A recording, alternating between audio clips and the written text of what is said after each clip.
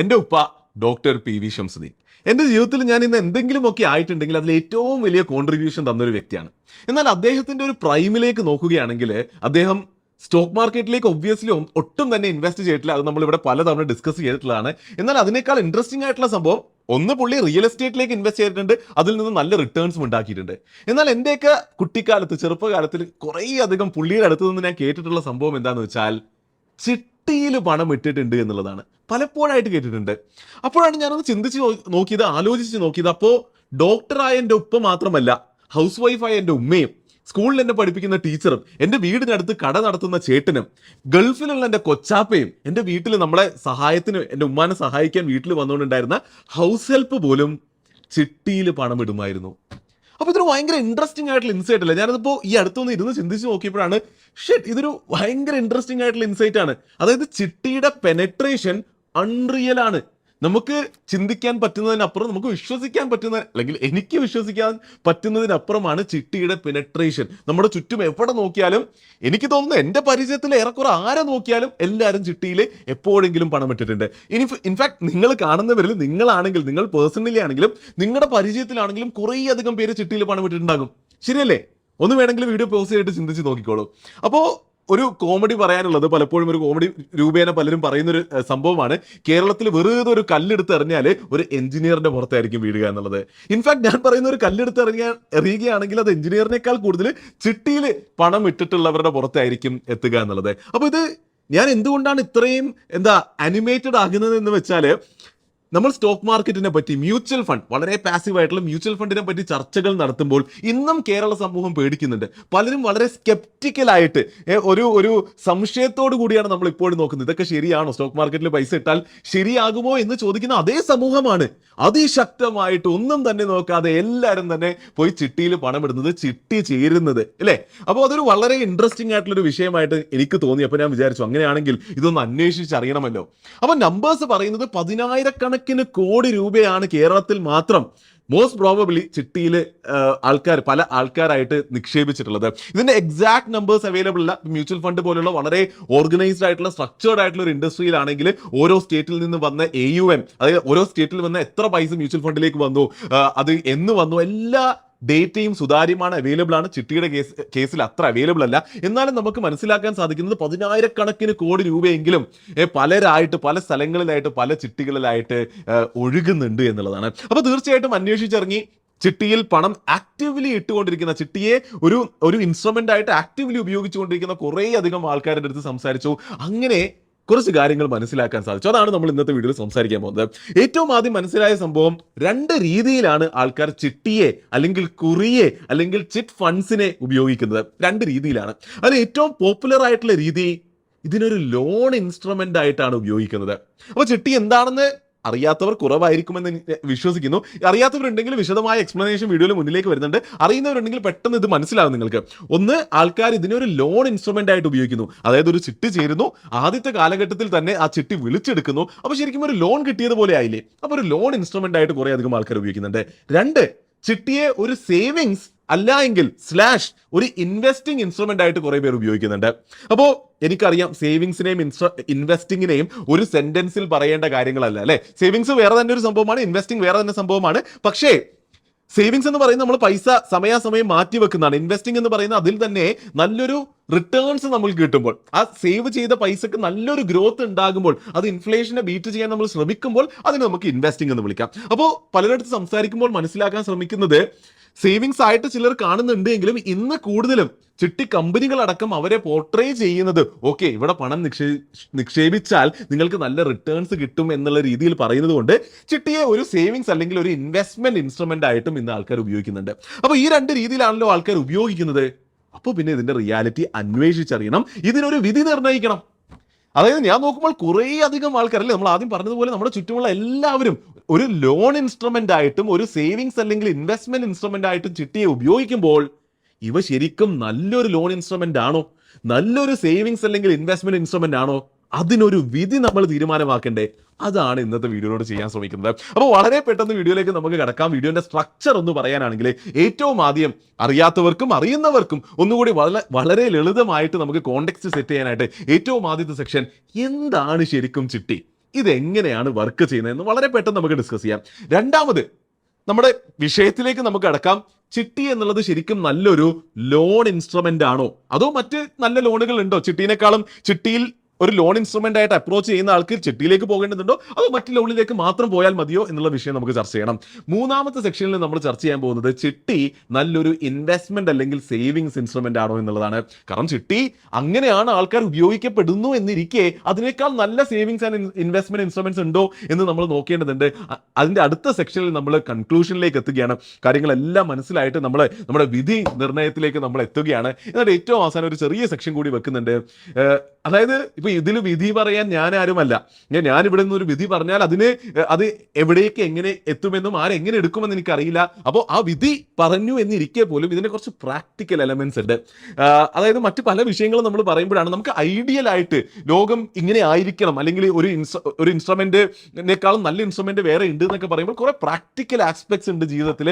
അപ്പോൾ ഏറ്റവും അവസാനത്തെ സെക്ഷൻ പ്രാക്ടിക്കൽ ആസ്പെക്ട്സ് ഓഫ് ചിട്ടിയാണ്. അപ്പോൾ അതുകൂടി ഡിസ്കസ് ചെയ്തിട്ട് നമുക്ക് വീഡിയോ നിർത്താം. അപ്പോൾ വീഡിയോയിലേക്ക് കടക്കുന്നതിന് മുമ്പ് ഏറ്റവും ഇമ്പോർട്ടന്റ് ആയിട്ട് എനിക്ക് കാര്യം പറയാനുള്ളത്, ചിട്ടി എന്നുള്ള വിഷയം ഇത്രയും അധികം ആൾക്കാരുടെ ജീവിതത്തിൽ അല്ലേ, നമ്മുടെ പരിചയത്തിൽ ഏറെക്കുറെ എല്ലാവരും ചിട്ടിയിൽ ഇൻവെസ്റ്റ് ചെയ്തിട്ടുണ്ട്, അല്ലെ ചിട്ടിയിൽ പണം ഇട്ടിട്ടുണ്ട് എന്ന് നമുക്ക് അറിയുന്ന ഒരു സാഹചര്യത്തിൽ ഒരു കാര്യം എനിക്ക് പറയാനുള്ളത്, നിങ്ങൾ വീഡിയോ ആദ്യം വിശദമായും വ്യക്തമായും മുഴുവനായും കാണുക, ഇത് മനസ്സിലാക്കുക.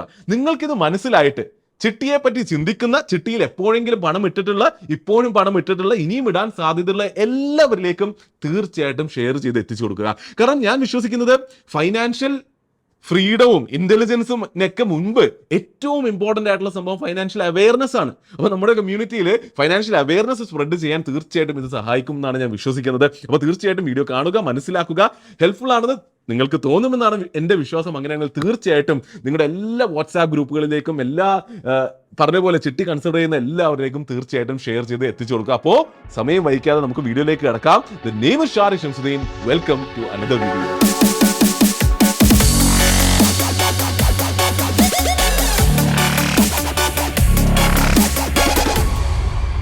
അപ്പൊ നമുക്ക് ഏറ്റവും ആദ്യത്തെ സെക്ഷനിലേക്ക് കടക്കാം. എന്താണ് ചിട്ടിയെന്നും ഇത് എങ്ങനെ വർക്ക് ചെയ്യുന്നുവെന്നും വളരെ ലളിതമായി മനസ്സിലാക്കാം. അപ്പൊ നമ്മൾ എപ്പോഴും നമ്മുടെ ചാനലിൽ ചെയ്യുന്നത് പോലെ നമ്മുടേതായ സ്റ്റൈലിലെ വളരെ ലളിതമായിട്ട് ഒരു കഥ ഉപയോഗിച്ചുകൊണ്ട്, വലിയ ജാർഗൺസും ടേംസും ഒന്നും ഉപയോഗിച്ച് പേടിക്കാതെ ഒരു സിമ്പിൾ കഥയുടെ രൂപത്തിൽ നമുക്ക് ചിട്ടി എങ്ങനെ രൂപീകരിക്കപ്പെട്ടു, എന്താണ് ചിട്ടി എന്നും അത് എങ്ങനെ വർക്ക് ചെയ്യുന്നു എന്ന് മനസ്സിലാക്കാം. അപ്പോൾ ചിട്ടി ഇന്ന് എങ്ങനെ വർക്ക് ചെയ്യുന്നു എന്ന് മനസ്സിലാക്കുന്നതിന് മുൻപ് ചിട്ടി എങ്ങനെ ഫോം ആയി എന്നൊരു കഥ നമുക്കൊന്ന് കേൾക്കാം. വളരെ സിമ്പിൾ കഥയാണ്. ഒരു ചെറിയൊരു നാട്ടിലെ 10 സുഹൃത്തുക്കളുടെ ഒരു കഥയാണ്. ഈ ഒരു കഥ കേൾക്കുന്നതിലൂടെ നമുക്ക് ചിട്ടിയുടെ ബേസിക് കോൺസെപ്റ്റ്സ് മനസ്സിലാക്കും. അപ്പോൾ അതാണ് നമ്മുടെ ലക്ഷ്യം. അപ്പോൾ ആ ഒരു ലക്ഷ്യ ബോധത്തോടു കൂടി നമുക്ക് ഈ സിമ്പിൾ കഥ കേൾക്കാം. അപ്പോൾ പറഞ്ഞതുപോലെ ചെറിയൊരു നാടാണ്. ആ ചെറിയ നാട്ടിൽ ഒരു 10 സുഹൃത്തുക്കൾ ഉണ്ടായിരുന്നു. ഈ 10 സുഹൃത്തുക്കൾ എന്ന് പറയുന്നത് ഇവർക്ക് ചെറിയ ചെറിയ ജോലികളാണ്. ദിവസേന ഡെയിലി വേജ് കിട്ടുന്ന, ദിവസേന വരുമാനമുള്ള, ദിവസേന ചെലവുകളൊക്കെ നോക്കി വലിയ സേവിങ്സോ വലിയ ഇൻവെസ്റ്റ്മെന്റ്സോ ഒന്നുമില്ലാതെ വളരെ സാധാരണ ായ 10 സുഹൃത്തുക്കളുടെ കഥയാണ്. ഈ 10 സുഹൃത്തുക്കൾ ഇങ്ങനെ ജീവിച്ചു പോവുകയാണ്. അപ്പൊ ഇവർ നോക്കുമ്പോൾ ഒരു വലിയ പ്രശ്നം ഇവരുടെ ജീവിതത്തിലുള്ളത് എന്താന്ന് വെച്ചാൽ, ഇടയ്ക്കിടയ്ക്ക് ഇവരുടെ ജീവിതത്തിൽ വലിയ വലിയ പൈസയുടെ ആവശ്യങ്ങളുണ്ട്. ഒരു വലിയ തുകയുടെ ആവശ്യങ്ങൾ ഇവരുടെ ജീവിതത്തിൽ ഉണ്ടാകുന്നുണ്ട്. അപ്പൊ ഈ വലിയ തുക ആവശ്യം വരുമ്പോൾ പെട്ടെന്ന് എടുത്ത് കൊടുക്കാൻ ഇവരുടെ കയ്യിലില്ല. അപ്പൊ ഇങ്ങനെ ഒരു വലിയ തുക വരുമ്പോൾ ഇവർ എന്താ ചെയ്യുക?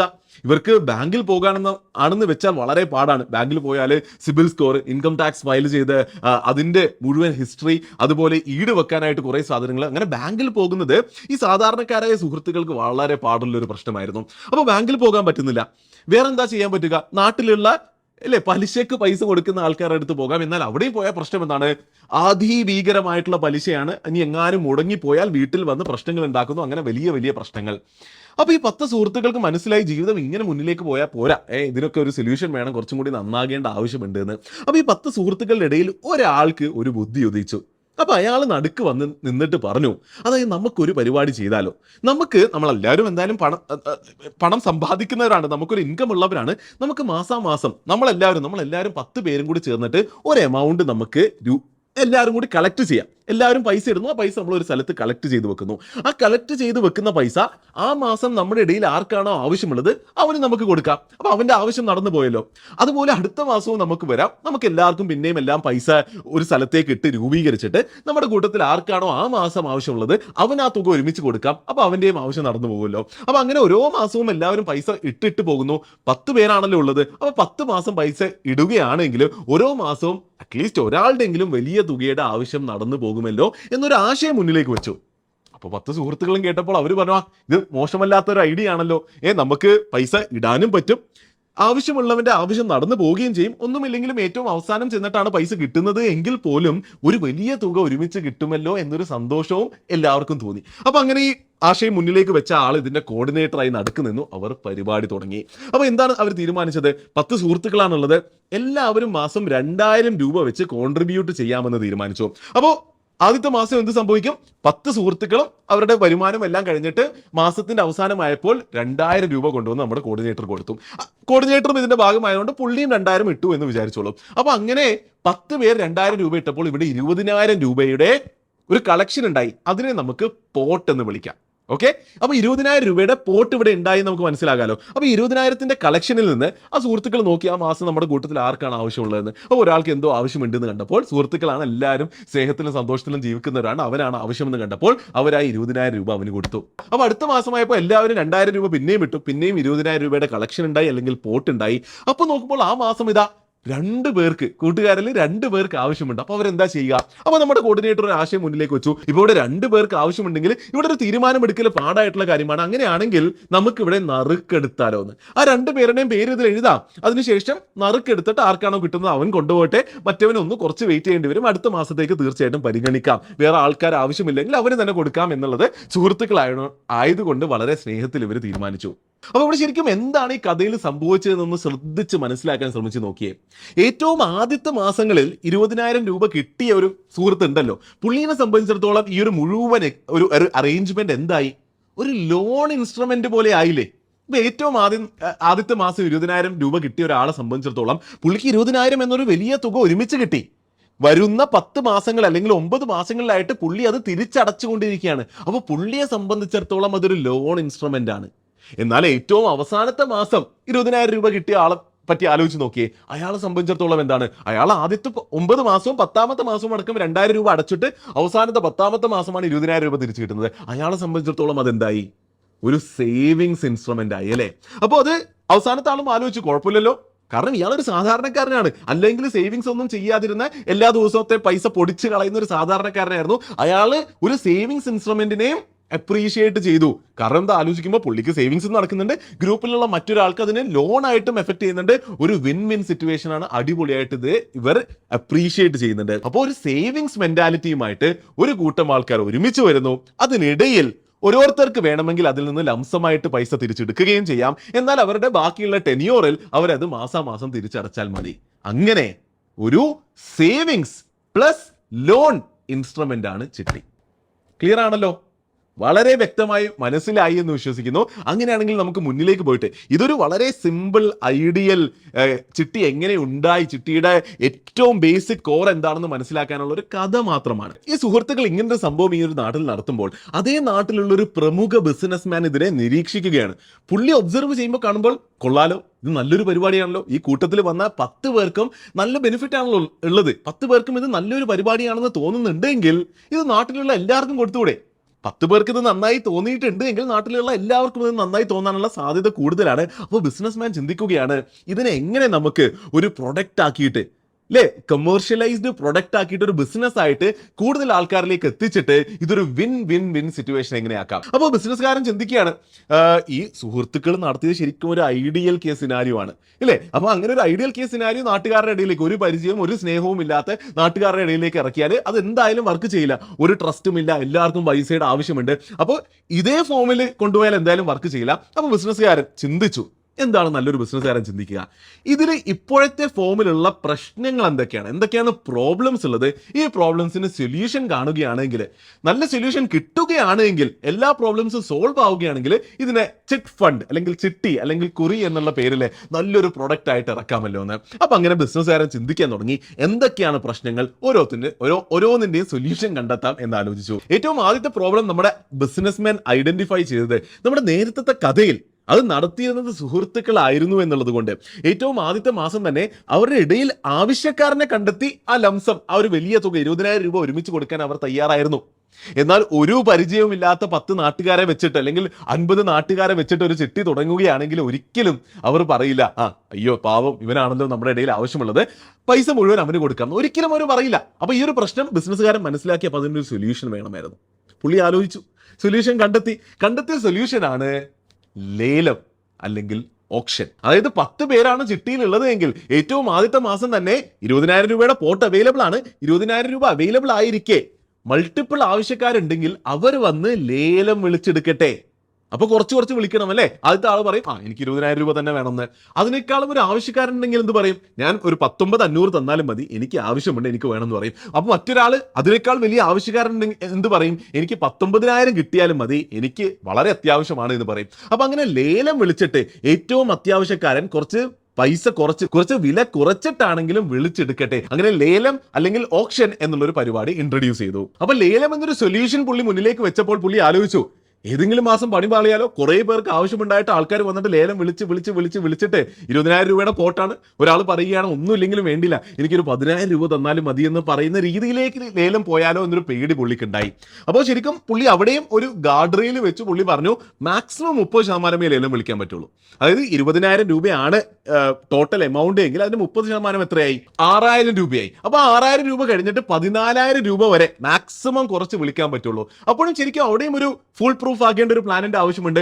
മൾട്ടിപ്പിൾ ആൾക്കാർ വന്നിട്ട് 2-3 പേരോ വന്നിട്ട് 14,000 വരെ വിളിക്കുകയാണെങ്കിലോ നമ്മൾ നേരത്തെ കേട്ടതുപോലെ അവിടെ നറുക്കെടുത്തുകൊണ്ട് ആ 2-3 പേര് എത്രയാണോ പേര് വന്നത് അതിലൊരാൾക്ക്, ഭാഗ്യശാലിക്ക് അത് കൊടുക്കും. അപ്പൊ അങ്ങനെ ആദ്യത്തെ പ്രോബ്ലം സോൾവ് ചെയ്തപ്പോൾ ആ പ്രോബ്ലം സോൾവ് ചെയ്തപ്പോൾ രണ്ടാമത്തെ ഒരു പ്രോബ്ലം ഉണ്ടായി. എന്താണത്? ഒരു 1,000 രൂപ അവിടെ എക്സ്ട്രാ വന്നു അല്ലേ? ആദ്യത്തെ മാസം 10 പേര് വന്നിട്ട്, 10 പേരെ വെച്ചാൽ നടത്തുന്നതെന്ന് വിചാരിക്കാം, 10 പേര് വന്നിട്ട് 2,000 രൂപ വെച്ചു, 20,000 രൂപയുടെ പോട്ട് ഉണ്ടായി. ലേലം വിളിച്ചതിന് ശേഷം ഏറ്റവും അവസാനത്തെ ആള് ലേലം വിളിച്ചത് 19,000-ത്തിനാണ്. അപ്പൊ 19,000 രൂപ അവന് കൊടുത്തു, 1,000 രൂപ ബാക്കിയുണ്ട്. ശരിയല്ലേ? അപ്പൊ ഇയാൾ ആലോചിച്ചു ഈ 1,000 രൂപ എന്താ ചെയ്യാന്നുള്ളത്. അപ്പോഴാണ് ആലോചിച്ചത് ഇവിടെ ശരിക്കും മറ്റൊരു പ്രോബ്ലം കൂടി ഇല്ലേ? അപ്പൊ ഈ 1,000 രൂപ കൊണ്ട് ഈ ഒരു പ്രോബ്ലം കൂടി സോൾവ് ചെയ്യാമല്ലോ എന്നൊരു ബുദ്ധി നമ്മുടെ ബിസിനസ്സുകാരനുണ്ടായി. എന്താണ് ആ പ്രോബ്ലം? ശരിക്കും ഇത് ഇന്നത്തെ കാലഘട്ടത്തിന്റെ റെലവൻസിൽ നമ്മൾ ചിന്തിക്കണം. നമ്മുടെ ആദ്യത്തെ കഥയിൽ എന്തായിരുന്നു? മാസാമാസം 2,000 രൂപ ഇട്ടുകൊണ്ടിരിക്കുന്നു. 10ാമത്തെ സുഹൃത്തിന് 10ാമത്തെ മാസം 20,000 രൂപയാണ് കിട്ടുന്നത്. ഇന്നത്തെ വളരെ ബേസിക് ഫൈനാൻഷ്യൽ ഇന്റലിജൻസ് ഉള്ള ഏതൊരാളും പറയും അതൊരു മണ്ടത്തരമല്ലേ എന്നുള്ളത്, ഇല്ലേ? മാസം 2,000 രൂപ ഇടുകയാണ്, 20,000 രൂപ നമ്മൾ അങ്ങോട്ട് കൊടുത്തു, 10ാമത്തെ മാസം അതേ 20,000 രൂപയാണ് തിരിച്ചു കിട്ടുന്നത്. ഒരു റിട്ടേൺ ഓൺ ഇൻവെസ്റ്റ്മെന്റും ഇല്ല, ഒരു ഇൻട്രസ്റ്റ് റേറ്റും ഇല്ല, ഇൻഫ്ലേഷനെ ബീറ്റ് ചെയ്യുന്നില്ല, അല്ലെ? പണപ്പെരുപ്പത്തിനെ ബീറ്റ് ചെയ്യുന്നില്ല. നമ്മൾ പലപ്പോഴായിട്ട് ഇവിടെ ചർച്ച ചെയ്യുന്ന കാര്യമാണ്, നിങ്ങൾ എല്ലാവർക്കും അറിയുന്ന കാര്യമാണെന്ന് വിശ്വസിക്കുന്നു. നമ്മുടെ പൈസ വെറുതെ വെക്കുകയാണെങ്കിൽ അത് ഇൻഫ്ലേഷനെ ബീറ്റ് ചെയ്യില്ല, പൈസയുടെ മൂല്യം നഷ്ടപ്പെട്ടുകൊണ്ടിരിക്കുകയാണ്.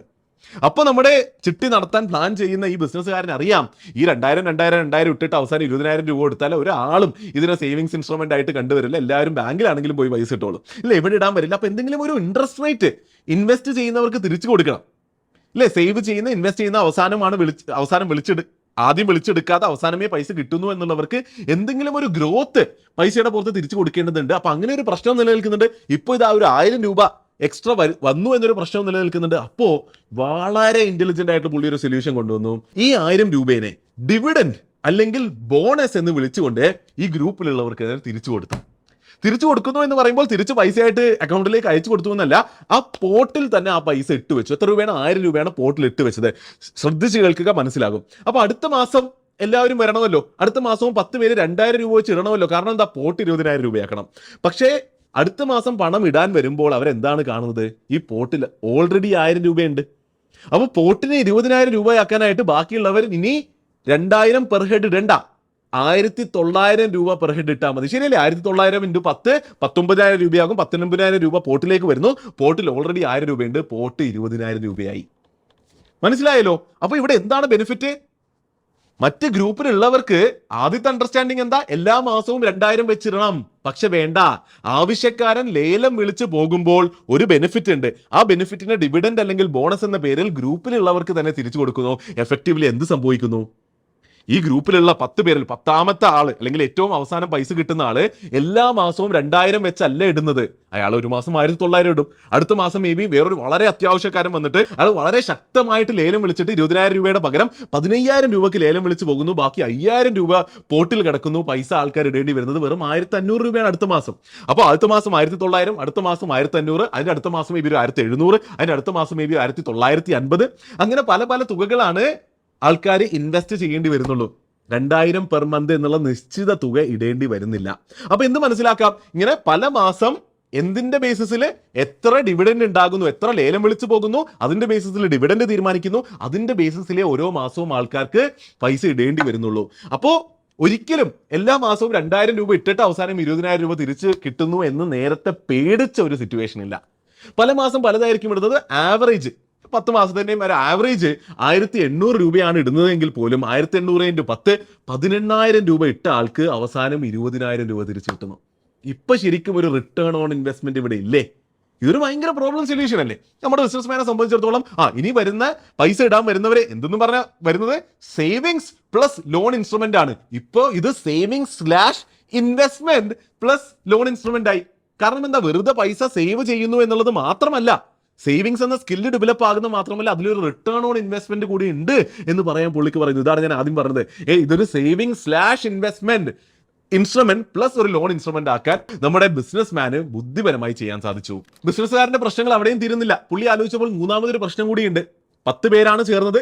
ഇതിൽ ഏറ്റവും ആദ്യത്തെ മാസം തന്നെ ഒരുത്തൻ ശക്തമായി ലേലം വിളിച്ചൊരു 18,000 രൂപ വിളിച്ചിട്ട് പോയി. ഒരു എഗ്രിമെന്റ് എവിടെയുണ്ട്.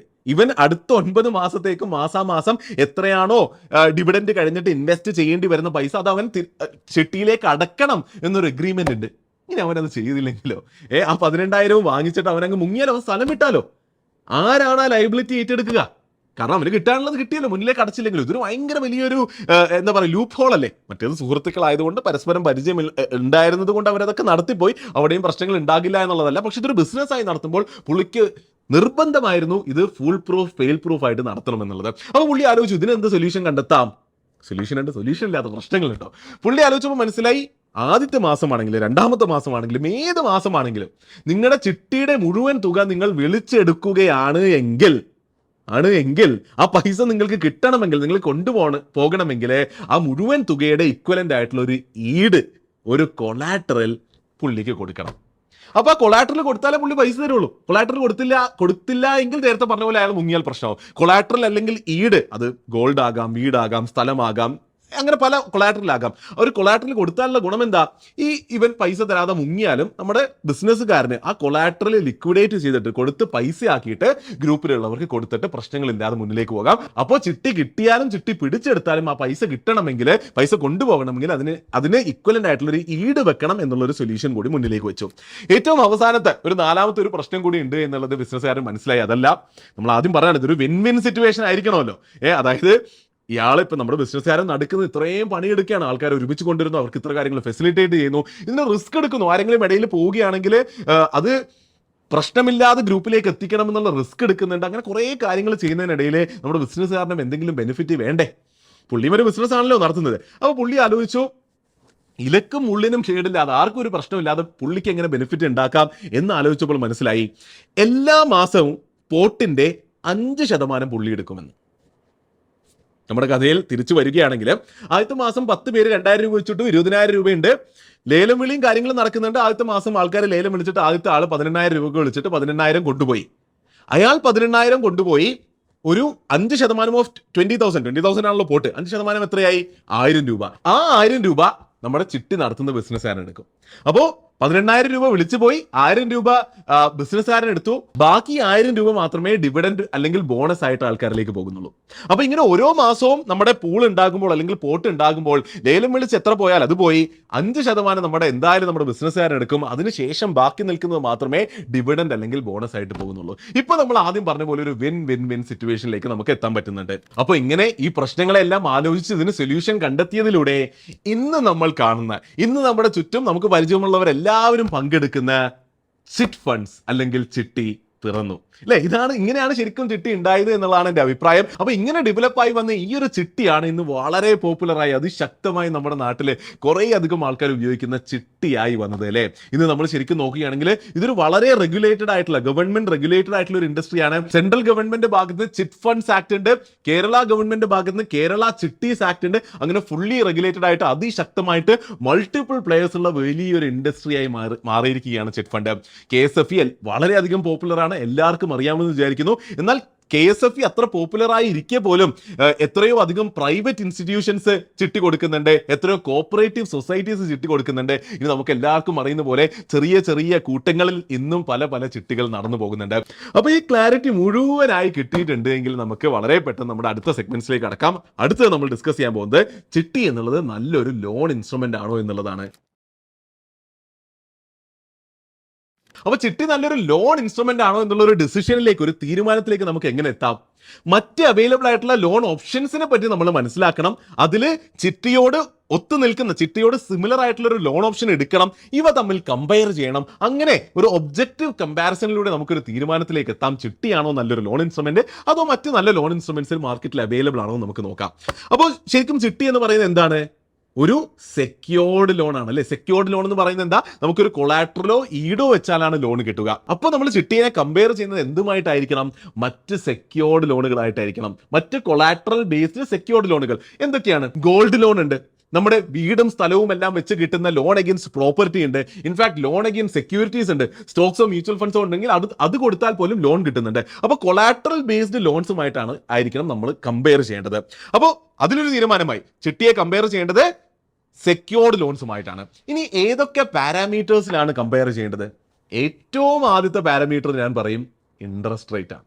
ഒന്നുമില്ലെങ്കിൽ നമ്മൾ ലോൺ എടുക്കുന്നല്ലേ, നമ്മൾ ഒരാളുടെ അടുത്ത് പൈസ വാങ്ങുന്നതാണ്. പൈസ ലോൺ എന്നുള്ള മുഴുവൻ എൻറ്റയർ സാധനത്തിന്റെ ഏറ്റവും മെയിൻ ക്യാരക്ടറിസ്റ്റിക് തന്നെ അതിന്റെ ഇൻട്രസ്റ്റ് റേറ്റ് എത്രയാണെന്നുള്ളതാണ്. അപ്പോൾ ഇൻട്രസ്റ്റ് റേറ്റ് ആണ് ഏറ്റവും ആദ്യം നോക്കേണ്ടത്. ഇൻട്രസ്റ്റ് റേറ്റ് ചിട്ടിയിൽ കുറവാണ് എങ്കിൽ അടിപൊളിയല്ലേ, അതൊരു ബെറ്റർ ലോൺ ആണെന്ന് നമുക്ക് ഒബ്ജക്റ്റീവ്ലി ഒരു തീരുമാനത്തിലേക്ക് എത്താൻ പറ്റുമല്ലോ. അപ്പോൾ ഏറ്റവും ആദ്യം നമുക്ക് ഇൻട്രസ്റ്റ് റേറ്റ് നോക്കാം. അപ്പോൾ ഏറ്റവും ആദ്യം നമുക്ക് സെക്യൂർഡ് ലോൺസിന്റെ ഇൻട്രസ്റ്റ് റേറ്റ് നോക്കാം. ഗോൾഡ് ലോൺ ആകാം, അല്ലെങ്കിൽ ലോൺ അഗെയിൻസ്റ്റ് പ്രോപ്പർട്ടി ആകാം, ലോൺ അഗെയിൻസ്റ്റ് സെക്യൂരിറ്റീസ് ആകാം. ഞാൻ പറയും 10% താഴെ പോലും ഒരു 8 to 10, 8 to 12% റേഞ്ചിൽ ഒക്കെ നമുക്ക് ഇന്ന് ലോണുകൾ അവൈലബിൾ ആണ് ഈ സെക്യൂർഡ് ലോൺ കാറ്റഗറിയിൽ. അവിടെയാണ്. അപ്പോൾ അതിനെ കമ്പയർ ചെയ്യുന്നത് നമ്മൾ ചിട്ടിയിലാണ്. ചോദ്യം എന്താണ്? അല്ലയോ ചിട്ടിയിലെ ഇൻട്രസ്റ്റ് റേറ്റ് എത്രയാണ് ലോൺ എടുക്കുകയാണെങ്കിൽ? ചിട്ടിയിൽ ചേർന്ന് ഏറ്റവും ആദ്യത്തെ മാസം തന്നെ ഒരു പൈസ വിളിച്ചെടുക്കുകയാണ് എങ്കിൽ തിരിച്ചടക്കേണ്ടി വരുമ്പോൾ ഇൻട്രസ്റ്റ് റേറ്റ് എത്ര വരും? എന്താണ് ഉത്തരം? നിങ്ങൾക്കറിയോ ഉത്തരം? ഒന്ന് ചിന്തിച്ച് പറഞ്ഞു നോക്കി ഉത്തരം. ഭാഗ്യത്തിന്റെ പുറത്ത് ഇരിക്കും എത്രയാണ് ഇൻട്രസ്റ്റ് റേറ്റ് എന്നുള്ളത്. മനസ്സിലാക്കുന്നുണ്ടോ? ഇത്ര പറഞ്ഞത് നിങ്ങൾക്ക് മനസ്സിലായിട്ടുണ്ടെങ്കിൽ ഇതാണ് ഉത്തരം.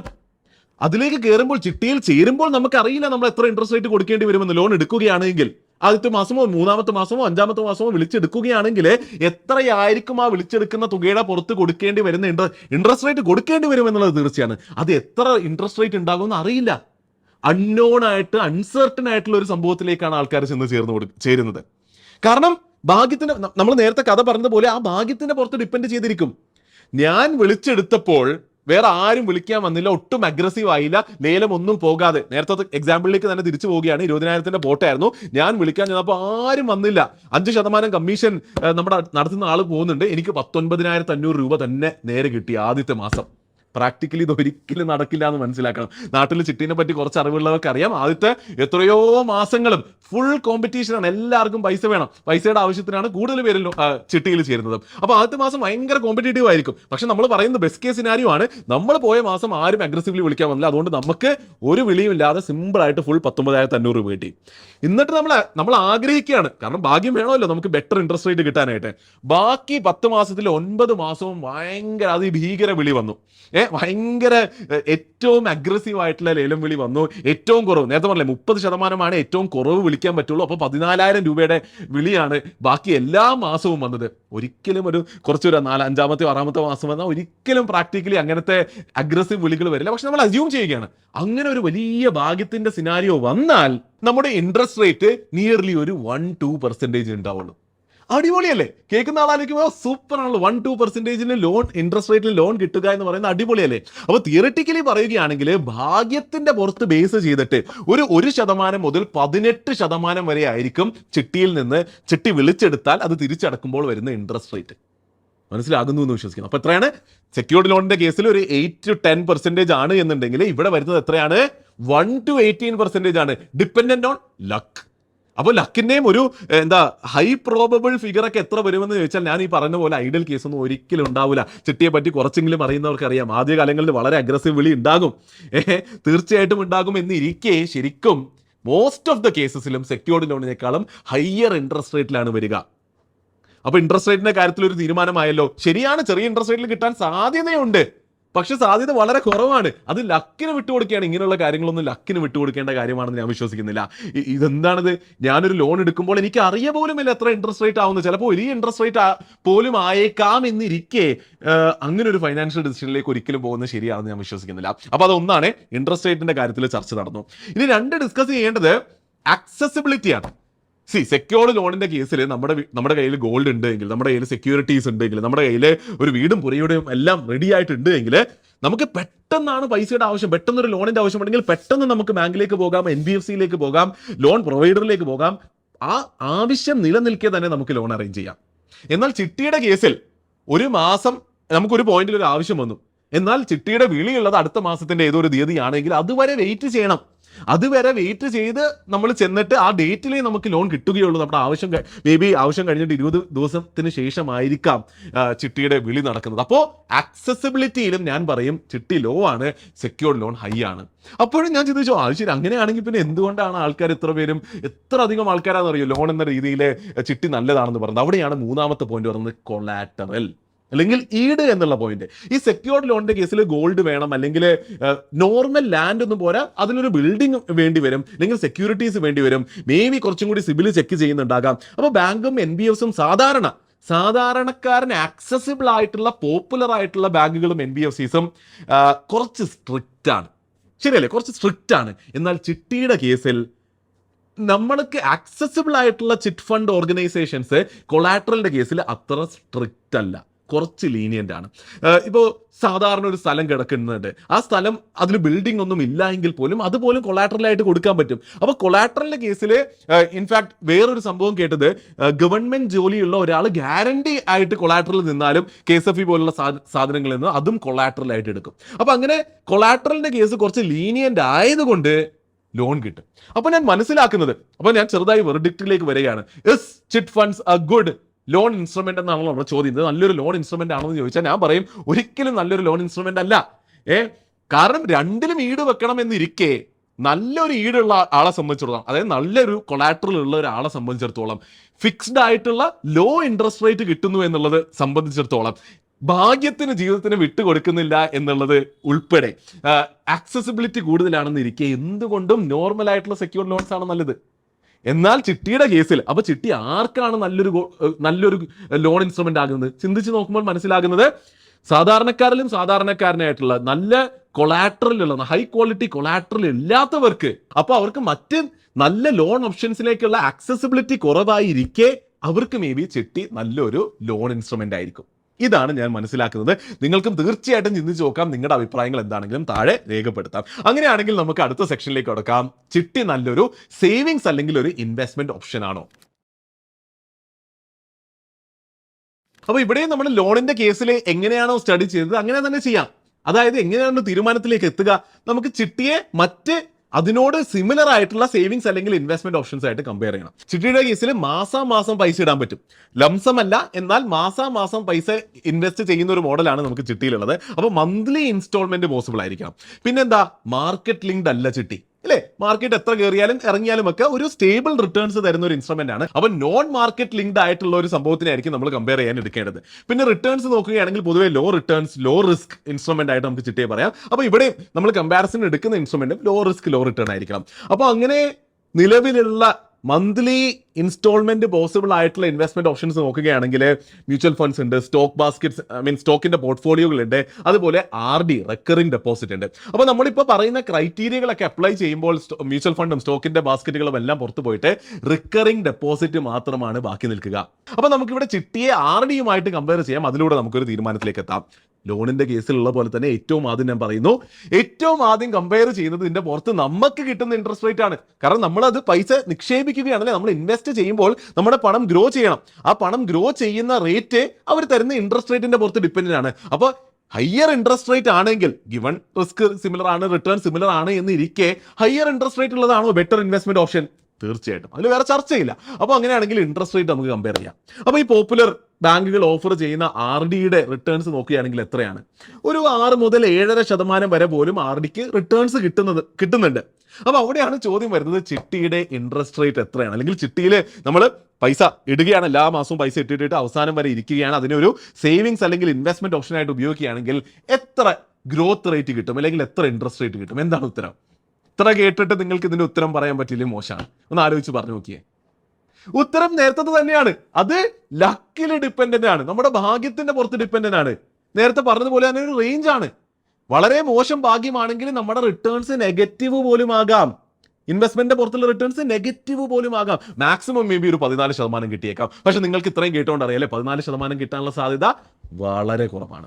അപ്പൊ എവിടെയാണ് നെഗറ്റീവ് റിട്ടേൺസ് ആയി പോകുന്നത്? നേരത്തെ എക്സാമ്പിൾ തന്നെ എടുക്കുകയാണെങ്കിൽ നമ്മൾ 10ാമത്തെ മാസം വരെ വെയിറ്റ് ചെയ്യണം സേവിങ്സ് അല്ലെങ്കിൽ ഇൻവെസ്റ്റ്മെന്റ് ആയിട്ട്. ആദ്യത്തെ എല്ലാ മാസവും ഒരാൾ ലേലം വിളിക്കാൻ വരുന്നില്ല. അപ്പോൾ ലേലം വിളിക്കാൻ ആരും വരുന്നില്ല എന്നുള്ളത് കൊണ്ട് എന്ത് സംഭവിക്കുന്നു? എനിക്ക് ഡിവിഡൻഡ് ബോണസ് കിട്ടുന്നില്ല. അപ്പൊ ഞാൻ എല്ലാ മാസവും 2000 വെച്ച് ഇട്ടുകൊണ്ടിരിക്കുന്നു. 10 മാസം കൊണ്ട് ഞാൻ 20,000 രൂപ അടച്ചു. എനിക്ക് തിരിച്ചു കിട്ടുന്നത് എത്രയാണ്? 19,000 രൂപ മാത്രമാണ്. അപ്പോൾ നെഗറ്റീവ് റിട്ടേൺസ് ആയി. പക്ഷേ നേരത്തെ നമ്മൾ പറഞ്ഞതുപോലെ പ്രാക്ടിക്കലി ഇങ്ങനെ ഒരിക്കലും സംഭവിക്കില്ല. ആദ്യകാലങ്ങളിൽ നല്ല അഗ്രസീവ് വിളി ഉണ്ടാവും. എല്ലാവരും വന്ന് ശക്തമായിട്ട് ലേലം വിളിച്ചിട്ട് തന്നെ ആദ്യത്തെ മാസങ്ങളിൽ മേ ബി 1500, 1600, 1800, 1900 ഒക്കെ പല മാസങ്ങളിൽ അടക്കേണ്ടി വരുള്ളൂ. അപ്പോൾ എന്തായാലും റിട്ടേൺസ് ഉണ്ടാവും. നെഗറ്റീവ് റിട്ടേൺസിലേക്ക് പോകാനുള്ള സാധ്യത വളരെ കുറവാണ്. എന്നാൽ റിട്ടേൺസ് ഉണ്ടാകും, പക്ഷെ എത്രയാണെന്ന് ഒരിക്കലും പറയാൻ പറ്റില്ല. അപ്പോൾ റിട്ടേൺസ് ഉണ്ടാകും, എത്രയാണെന്ന് ഒരിക്കലും പറയാൻ പറ്റില്ല. ലക്കിന് ഡിപ്പെൻഡന്റ് ആണ്. പക്ഷേ ഈ ഒരു ആർ ഡി തരുന്ന റിട്ടേൺസിനെ എന്തായാലും ബീറ്റ് ചെയ്യും എന്നുള്ള ഒരു ഉറപ്പൊന്നും, ഗ്യാരണ്ടി ഒന്നും, അല്ലെങ്കിൽ ഒരു ഹൈ പ്രോബബിൾ ഫീൽ ഒന്നും ഒരിക്കലും കിട്ടുന്നുമില്ല. അപ്പോൾ അഗെയിൻ ഇൻട്രസ്റ്റ് റേറ്റ് വെച്ച് ഗ്രോത്ത് റേറ്റ് വെച്ച് കമ്പയർ ചെയ്യുകയാണെങ്കിൽ ഒരിക്കലും എനിക്ക് പറയാൻ സാധിക്കില്ല ചിട്ടി ആർ ഡി പോലെ വളരെ സമാധാനപരമായ ഒരു സേവിങ്സ് അല്ലെങ്കിൽ ഇൻവെസ്റ്റ്മെന്റ് ഓപ്ഷനേക്കാളും ബെറ്റർ ആണ് എന്നുള്ളത് പറയാൻ പറ്റില്ല. മറ്റ് കുറച്ച് പാരാമീറ്റേഴ്സ് കൂടി നോക്കുകയാണെങ്കിൽ ഒരു ഇമ്പോർട്ടൻ്റ് ആയിട്ടുള്ള പാരാമീറ്റർ എനിക്ക് സംസാരിക്കാനുള്ളത് ലിക്വിഡിറ്റിയാണ്. ഇപ്പോൾ ഒരു സേവിങ്സിൽ അല്ലെങ്കിൽ ഇൻവെസ്റ്റ്മെന്റിൽ ലിക്വിഡിറ്റി വേണോ വേണ്ടയോ എന്നുള്ളത് ഒരു വളരെ സബ്ജക്റ്റീവ് ആയിട്ടുള്ള കോളാണ്. പക്ഷേ ലിക്വിഡിറ്റി ഉണ്ടാകുന്നത്, ഓപ്ഷൻ ടു ലിക്വിഡേറ്റ് ഈസിലി, ഒരു നല്ല ഓപ്ഷൻ ആയിട്ട് എനിക്ക് തോന്നുന്നു. അപ്പോൾ ഒരു ആർ ഡിയുടെ കേസിൽ നിങ്ങൾ കുറേ നാൾ പൈസ ഇട്ടു, നിങ്ങളൊരു 6-7 മാസം പൈസ ഇട്ടിട്ട് പൈസ ഒരു 10,000 രൂപയെന്ന് വിചാരിക്കുക. ആ 10,000 രൂപയുടെ പെട്ടെന്ന് നിങ്ങൾക്ക് ഒരു ജീവിതത്തിൽ ഒരു അത്യാവശ്യം ഉണ്ടായാൽ ആ 10,000 രൂപ ആറിയുടെ കേസിൽ ചെറിയൊരു പെനാൽറ്റി കൊടുത്തിട്ടാണെങ്കിലും തിരിച്ചെടുക്കാൻ സാധിക്കും.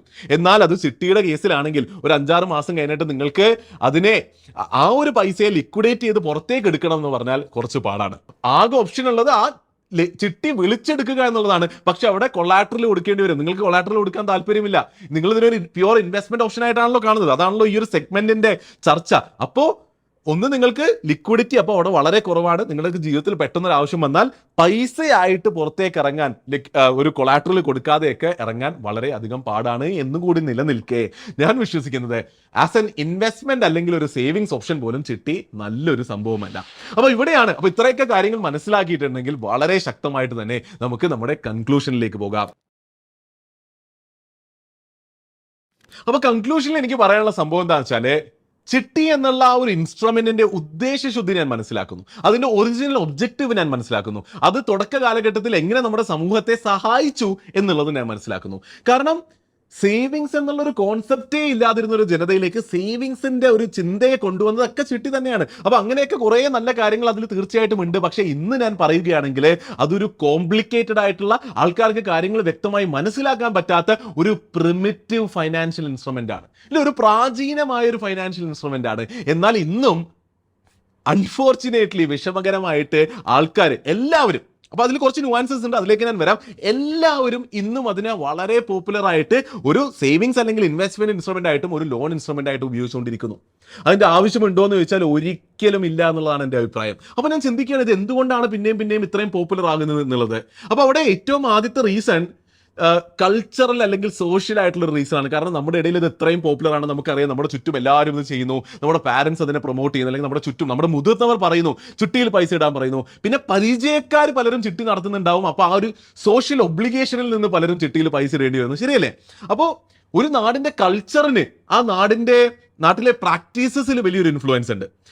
ഇപ്പൊ ഞാൻ സ്വപ്നം കാണുന്ന നമ്മുടെ നാടെന്ന് പറയുന്നത് കുറേ വർഷങ്ങൾക്ക് ശേഷം, അത് കുറച്ചാകട്ടെ എന്ന് ഞാൻ ആഗ്രഹിക്കുന്നു, പക്ഷേ ഏതാനും കുറച്ച് വർഷങ്ങൾക്ക് ശേഷം മേ ബി നമ്മുടെ നാട്ടിൽ ഒരു ഇക്വിറ്റീൻ്റെ കൾച്ചർ ഉണ്ട് എങ്കിൽ ഇക്വിറ്റിനേക്കാൾ നല്ലൊരു പ്രൊഡക്റ്റ് വന്നാൽ പോലും, അതിനുള്ള സാധ്യതയും കുറവാണ്, എന്നാൽ വന്നാൽ പോലും എല്ലാവരും ഇക്വിറ്റിയിലായിരിക്കും ഇൻവെസ്റ്റ് ചെയ്യുന്നത്. കാരണം കൾച്ചർ അങ്ങനെയാണ് അല്ലേ. നമ്മൾ നമ്മുടെ മക്കളോടോ നമ്മുടെ ചുറ്റുമുള്ളവരോടോ നമ്മൾ പറയും ആ ഇക്വിറ്റിയിൽ പൈസ ഇട്ടാൽ മതി, മ്യൂച്വൽ ഫണ്ടിൽ പൈസ ഇട്ടാൽ, അങ്ങനെ കൾച്ചർ വരികയാണെങ്കിൽ ഞാൻ എക്സാമ്പിൾ പറയുകയാണ്. അപ്പോൾ പല പ്രാക്ടീസസും നമ്മുടെ നാട്ടിൽ, ഇത് ഫൈനാൻഷ്യൽ പ്രൊഡക്ട്സിന്റെ കേസിൽ മാത്രമല്ല മറ്റ് പല പ്രൊഡക്ട്സിന്റെ കേസിലും, ഭക്ഷണ രീതിയുടെ കേസിൽ പോലും ഞാൻ വിശ്വസിക്കുന്നില്ല നമ്മൾ നാട്ടിൽ നമ്മൾ ഫോളോ ചെയ്യുന്ന ഭക്ഷണ രീതി ഏറ്റവും അടിപൊളിയാണ് എന്നുള്ളത് അല്ലേ. പ്രോട്ടീൻ കൺസംഷൻ വളരെ കുറഞ്ഞ കുറേ കാർബോഹൈഡ്രേറ്റ് കഴിക്കുന്ന ഒരു ഫുഡ് കൾച്ചറാണ് നമുക്കുള്ളത്. എന്നാലും നമ്മൾ എല്ലാവരും അത് ചെയ്യുന്നില്ലേ. ബെറ്റർ ഫുഡ് കൾച്ചർ ഉണ്ട് നമുക്കറിയാം. എന്തുകൊണ്ടാണ്? അതൊരു കൾച്ചറൽ ഇമ്പാക്റ്റ് ആണ്. അപ്പോൾ ഞാൻ വിശ്വസിക്കുന്നത് അങ്ങനെ ഒരു കൾച്ചർ നിലനിൽക്കെ ബെറ്റർ ഫൈനാൻഷ്യൽ പ്രോഡക്ട്സ് ഉണ്ടെങ്കിലും അതിലേക്ക് പോകാൻ ആ ഒരു ഷിഫ്റ്റ് നടത്തേണ്ടി വരും. ആ ഷിഫ്റ്റ് ഇവിടെ നടക്കേണ്ടതുണ്ട്. അപ്പോൾ ഏറ്റവും ആദ്യത്തെ റീസൺ ഞാൻ പറയുന്നത് ആ ഒരു കൾച്ചറൽ ഇമ്പാക്റ്റ് ആണ്. രണ്ടാമത്തത് എനിക്ക് പറയാനുള്ളത് ഇൻഫർമേഷൻ ആർബിട്രാജ് അല്ലെങ്കിൽ ആക്സസിബിലിറ്റി എന്ന് എളുപ്പം പറയാം. അതായത് നമ്മൾ നേരത്തെ പറഞ്ഞു ലോണ് എന്നുള്ള രീതിയിൽ ചിട്ടി നല്ലതായിട്ട് കുറച്ചെങ്കിലും പേർക്ക് വർക്ക് ചെയ്യുന്നുണ്ട്. ആർക്കാണ്? പ്രോപ്പർ ഓർഗനൈസ്ഡ് ലോണ് ആക്സസിബിൾ അല്ലാത്തവർക്ക് വേറെ മാർഗമില്ല, ചിട്ടിയിൽ പോയാലേ ലോൺ എടുക്കാൻ പറ്റുള്ളൂ എന്ന് പറയുമ്പോൾ അവിടെയാണ് ഇൻഫർമേഷൻ ആർബിട്രാജ്. കറക്റ്റ് ഇൻഫർമേഷൻ എല്ലാവരിലേക്കും എത്തുന്നില്ല.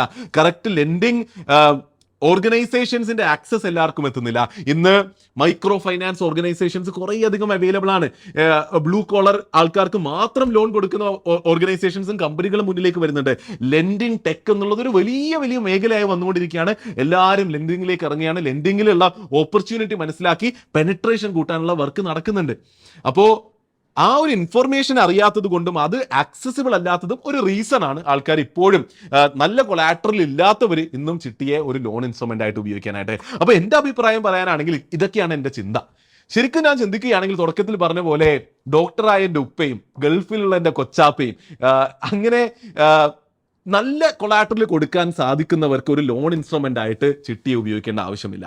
നല്ല ഇൻവെസ്റ്റ്മെന്റ് തേടി പോകുന്നവർക്ക് ഒരിക്കലും ചിട്ടി ഒരു നല്ല ഇൻവെസ്റ്റ്മെന്റ് സേവിങ്സ് ഓപ്ഷനായിട്ട് ഉപയോഗിക്കേണ്ട ആവശ്യമില്ല. അതിനേക്കാളും ബെറ്റർ ആയിട്ടുള്ള ഓപ്ഷൻസ് പുറത്തുണ്ട്. അപ്പോൾ ഇവിടെ ഞാൻ പറയും സേവിങ്സ് ഇൻവെസ്റ്റ്മെന്റ് എന്നുള്ള ആ ഒരു ചർച്ചയുടെ ഭാഗമായിട്ട് ഞാൻ പറയും RD എന്നുള്ളത് അവിടെയാണ് ഒരു വെൽ പ്ലാൻഡ് അടിപൊളി ഡിസൈൻഡ് ഒരു ലോങ് ടേം ഇൻവെസ്റ്റ്മെന്റ് പോർട്ട്ഫോളിയോ വേണ്ടത്. അതിൽ കുറച്ച് RD ഉണ്ടാകും, കുറച്ച് മ്യൂച്വൽ ഫണ്ട്സ് ഉണ്ടാകാം, കുറച്ച് സ്റ്റോക്സ് ഉണ്ടാകാം, കുറച്ച് റിയൽ എസ്റ്റേറ്റ് ഉണ്ടാകാം, കുറച്ച് ഗോൾഡ് ഉണ്ടാകാം. എന്തിനാണ് ഒരെണ്ണത്തിൽ മാത്രം പെട്ടുപോകുന്നത്? അവിടെയും ഞാൻ നമ്മുടെ കൾച്ചറൽ ഇമ്പാക്റ്റിനെ ഞാൻ പിന്നെയും റെസ്പെക്ട് ചെയ്യുന്നുണ്ട് ഇല്ലേ.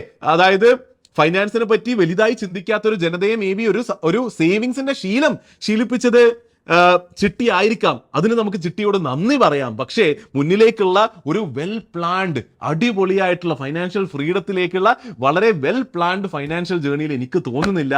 നമ്മൾ കൂടുതലും ഇന്ന് ഉപയോഗിക്കുന്നു എന്ന് പറയുന്ന ഒരു വലിയ ആൾക്കാരുണ്ടല്ലോ, അതിലൊരു ഭൂരിഭാഗം ആൾക്കാർക്കും ചിട്ടിയുടെ ആവശ്യമുണ്ട് എന്ന് ഞാൻ വിശ്വസിക്കുന്നില്ല.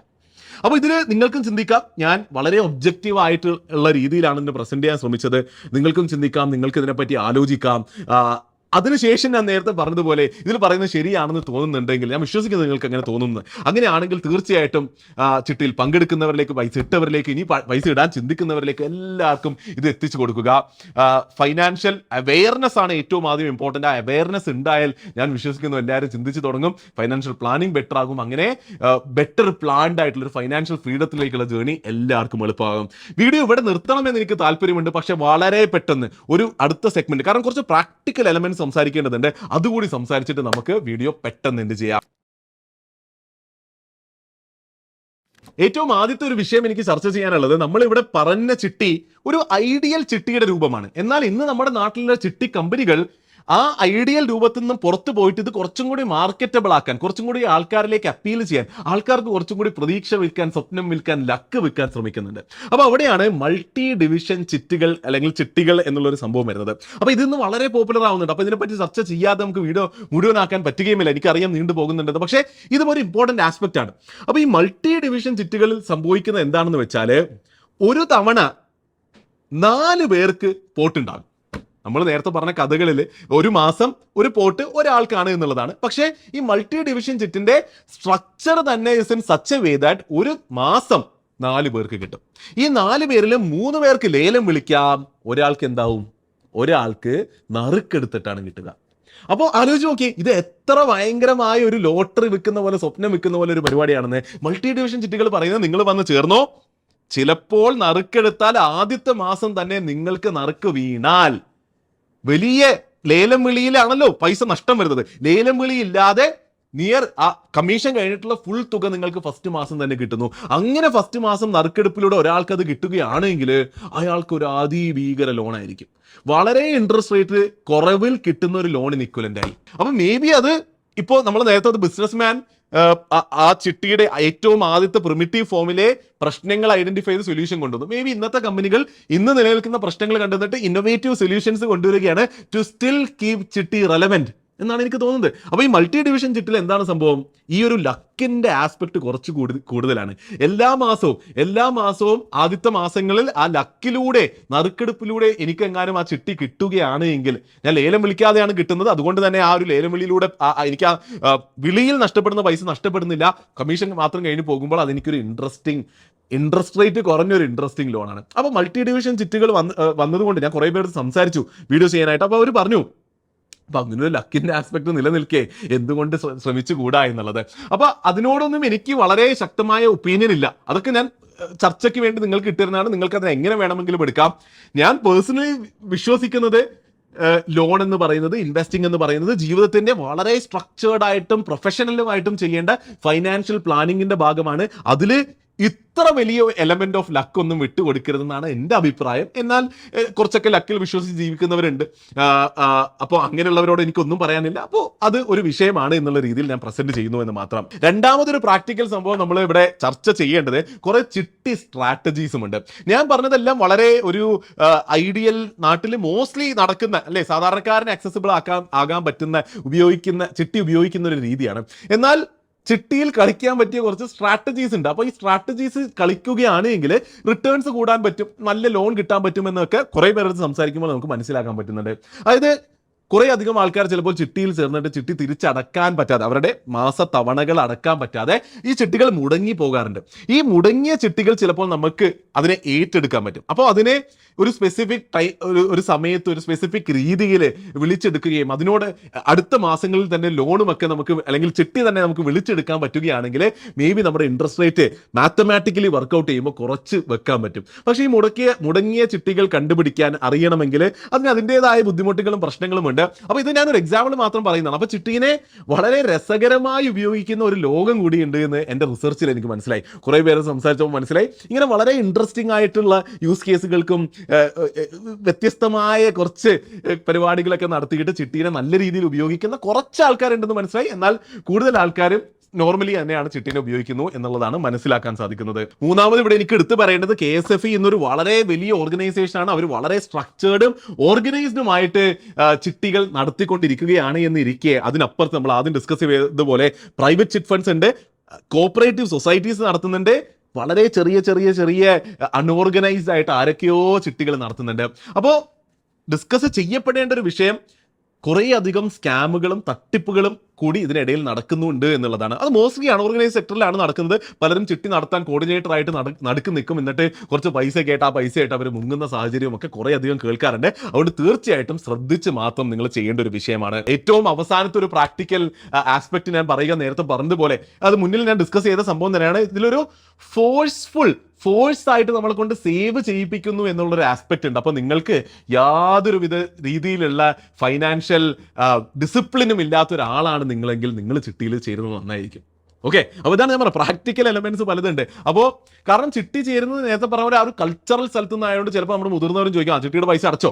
മ്യൂച്വൽ ഫണ്ട് SIP ഇട്ടൊന്നും ഇതുവരെ ആരും ചോദിച്ചിട്ടുണ്ടാവില്ല, പക്ഷേ ചിട്ടിയുടെ പൈസ അടച്ചോ എന്ന് ചോദിക്കും. പിന്നെ ഈ ചിട്ടികൾ പലരും ആരെങ്കിലും ഇൻട്രൊഡ്യൂസ് ചെയ്തിട്ടോ ആരെങ്കിലും റെഫർ ചെയ്തിട്ടൊക്കെ ആയിരിക്കും നമ്മൾ മോസ്റ്റ്ലി കൾച്ചറലി ചേരുന്നത്, അല്ലെങ്കിൽ നേരത്തെ പറഞ്ഞ പോലെ അൺഓർഗനൈസ്ഡ് പരിചയമുള്ള ഒരാളുടെ അടുത്തായിരിക്കും ചേർന്നത്. അപ്പോൾ അവിടെ ഒരു ഒബ്ലിഗേഷൻ വരുന്നുണ്ട്, എന്തായാലും ചിട്ടിയാണ്, പൈസ ഇട്ടേ പറ്റുള്ളൂ എന്നുള്ളൊരു ഒബ്ലിഗേഷനിൽ നിന്ന് ഒരു ഫോഴ്സ്ഡ് സേവിങ്സിന്റെ ശീലം വരും. ഇപ്പോൾ നേരത്തെ RD ആണെങ്കിലും മ്യൂച്വൽ ഫണ്ടിലാണെങ്കിലും ഒക്കെ ചിലപ്പോൾ നമ്മൾ ഇടയ്ക്ക് അടക്കാതിരുന്നാൽ അതിൻ്റെതായ പെനാൽറ്റി ഒക്കെ ചിലപ്പോൾ RDയിൽ ഉണ്ടാകും. എന്നാലും നമ്മൾ സ്കിപ്പ് ചെയ്യും. അവിടെ ആ ഒരു കൾച്ചറൽ ഫോഴ്സ് വരുന്നില്ല. അതുകൊണ്ട് നമ്മൾ ചിലപ്പോൾ സ്കിപ്പ് ചെയ്യുന്നു എന്നുള്ളതിലൂടെ ആ ഒരു ശീലം നഷ്ടപ്പെട്ടു. അപ്പോൾ ഒരു സേവിങ്സ് അല്ലെങ്കിൽ ഇൻവെസ്റ്റിംഗിന്റെ ശീലം വന്നില്ല. അതുപോലെ നമ്മൾ നേരത്തെ ലിക്വിഡിറ്റിയുടെ കേസ് പറഞ്ഞതുപോലെയാണ്, മ്യൂച്വൽ ഫണ്ടിലോ RDയിലോ ഒക്കെയാണ് പൈസ എങ്കിൽ ചിലപ്പോൾ നമുക്കൊരു ആവശ്യം വന്നാൽ ചിലപ്പോൾ നമ്മളങ്ങ് ബ്രേക്ക് ചെയ്യും. എന്നിട്ട് ആ പൈസ മുഴുവൻ എടുത്തിട്ട് നമ്മുടെ ചെലവിനും ഉപയോഗിച്ചിട്ട് ചിലപ്പോൾ ആ ശീലം നഷ്ടപ്പെടും. പക്ഷെ ചിട്ടിയുടെ കേസിൽ നമ്മൾ forcefully we will have to save / invest ഇല്ലേ? അപ്പോൾ ആ ഒരു ഫോഴ്സ്ഫുള്ളി കാര്യം നടക്കുന്നു എന്നുള്ളത് യാതൊരുവിധ ഫൈനാൻഷ്യൽ സെൻസും ഡിസിപ്ലിനും ഇല്ലാത്ത ഒരാളെ സംബന്ധിച്ചിടത്തോളം നല്ലതാണ്. അപ്പോൾ ഇങ്ങനെയുള്ള കുറച്ച് പ്രാക്ടിക്കൽ ആസ്പെക്ട്സ് കൂടി ഡിസ്കസ് ചെയ്തിട്ട് വീഡിയോ എൻഡ് ചെയ്യണം എന്നായിരുന്നു എൻ്റെ ആഗ്രഹം. അപ്പോൾ അതുകൂടി ഞാൻ ചെയ്തിട്ടുണ്ട്. അപ്പോൾ തീർച്ചയായിട്ടും വീഡിയോ ഇഷ്ടപ്പെട്ടു എങ്കിൽ തീർച്ചയായിട്ടും വലിയൊരു ലൈക്ക് തരിക. എനിക്കറിയാം ചിട്ടി എന്നുള്ളൊരു വിഷയത്തെ പറ്റി പറയുമ്പോൾ നിങ്ങൾക്ക് ചർച്ച ചെയ്യാനും നിങ്ങളുടെ അഭിപ്രായങ്ങളും കുറേയധികം ആയിരിക്കും. തീർച്ചയായിട്ടും താഴെ കമന്റ് ബോക്സിൽ വന്നിട്ട് അഭിപ്രായങ്ങൾ രേഖപ്പെടുത്തുക. നോൺ നെഗോഷ്യബിൾ എന്ന് പറയുന്നത് ഷെയർ ചെയ്ത ആൾക്കാരിലേക്ക് എത്തിച്ചു കൊടുക്കുക എന്നുള്ളതാണ്. കാരണം എനിക്ക് വളരെ ശക്തമായി പറയാനുള്ള ഒരു വിഷയമാണ്. ഇത് ചർച്ച ചെയ്യപ്പെടേണ്ട ഒരു വിഷയമാണ്. അപ്പോൾ പല സ്ഥലങ്ങളിലും പല ഡിന്നർ ടേബിൾസിലും പല ഈവനിങ് സദസ്സുകളിലും ഒക്കെ ഇതൊരു ചർച്ചാ വിഷയമാകട്ടെ. അപ്പോൾ അതിന് നിങ്ങളുടെ ഒരു ഷെയർ സഹായിക്കുമെങ്കിൽ തീർച്ചയായിട്ടും ഷെയർ ചെയ്യുക. അപ്പോൾ വീഡിയോ കണ്ടതിന് വളരെയധികം നന്ദിയുണ്ട്. അടുത്ത വീഡിയോയിൽ കാണുന്നത് വരെ നന്ദി, നമസ്കാരം.